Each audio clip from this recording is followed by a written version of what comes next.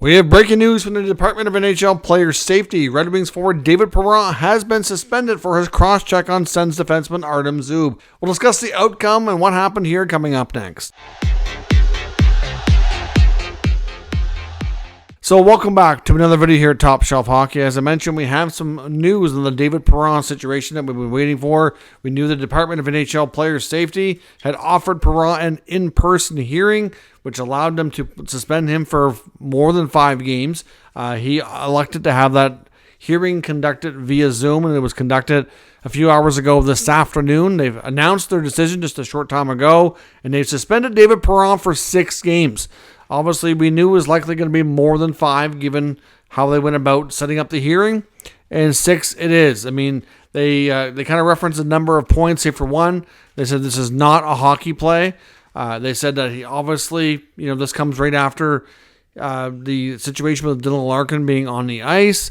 Perron turns around, sees Zub standing by his teammate who's on the ice, reacts in a very aggressive way, comes up excessively high, and cross-checks him directly in the head. Now, they are considering this a direct headshot. Apparently, in the arguments from Perron, the team, they argued that it wasn't a direct headshot, but really it was. The Perron and the Department of Player Safety said at most his stick just kind of glances or nicks off of Zub's shoulder pad, but you can see when he's coming at him with a raising up of the stick. So like he had full intent to hit him up high. He knew he was likely going to get him in the head.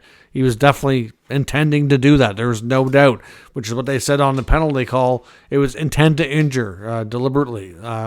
So regardless of what you think of happened with Larkin, this was a retaliatory, reaction here that just you can't see. I understand he, want to defend his teammate, but really what happened to his teammate, in my opinion, was just, it wasn't anything malicious. But regardless of what you think of that, this is a legit suspension, and I think this is completely justified.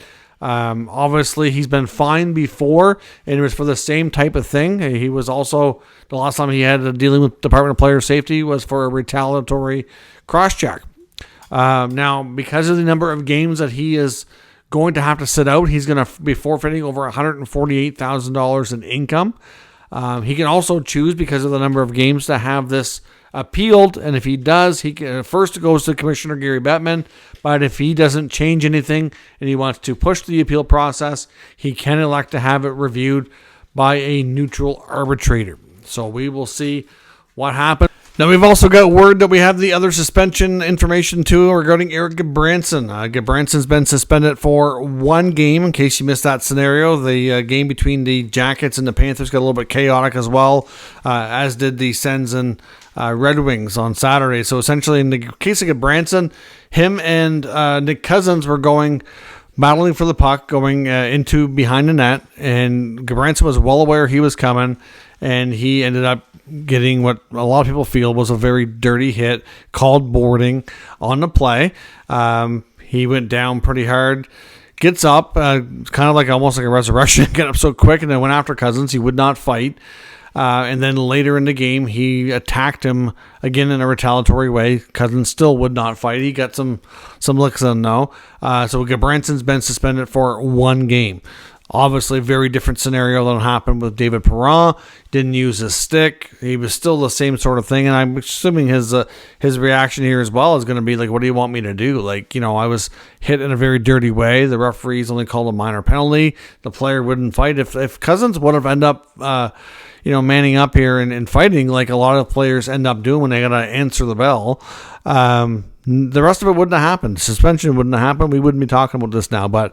I guess in his case, he didn't feel like he needed to, and you don't always need to fight after a play like that. But if it's borderline dirty, or you could have seriously injured somebody, then quite often it does happen, and it would have kind of toned things down. But in this case, where he didn't want to, Gudbranson felt the need to take matters into his own hands. So I guess you can kind of understand where it's coming from. You still can't justify it. I mean, it's still punishable, it's still suspendable, and here we are. But 1 game for Gudbranson in that case. So there you have it. Perron suspended for 6 games. I know Red Wings fans, I've been seeing it online for a couple of days, groaning about nothing for the Ottawa players. Again, Matthew Joseph spoke to this. He apparently has reached out to Larkin, saying like he's just trying to box him out.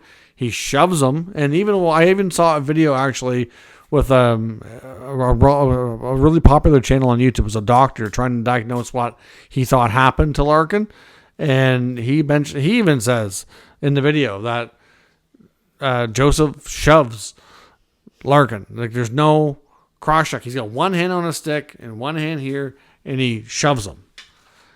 But unfortunately, when he shoved him, he went right into Parker Kelly. Parker Kelly's coming in. His hands are about chest high, and looks like one of Parker Kelly's gloves or hands comes in and does make contact with the neck. I think it was more of the contact with Kelly that caused the issues. I'm no doctor. I don't know if we'll know anything further to confirm that, but that's my best guess based on what I've seen and what I feel happened. I mean, it's just an unfortunate outcome and a really fast-paced play. There was no malicious intent there whatsoever. I know Red Wings fans feel differently, and it just seems like they've been all over it ever since. It's unfortunate what happened to Larkin. I hope he's better soon. I know he's going to miss a little bit of time. He's on IR, so he's going to miss at least a week because of how those rules work, but we'll see what happens. So let me know your thoughts on his suspension. Down in the comments, we'll discuss further. I will link down to the Department of Player Safety where you can actually see the full play and full comments from George Barros and rationale of why and how he came to his decision. So let me know your thoughts on that. We'll discuss further. If you're new to the channel, make sure you subscribe and stick around. I'll be back a little bit later with another news and rumor video to recap everything else from around the league today. Thanks for watching, and I'll catch you next time.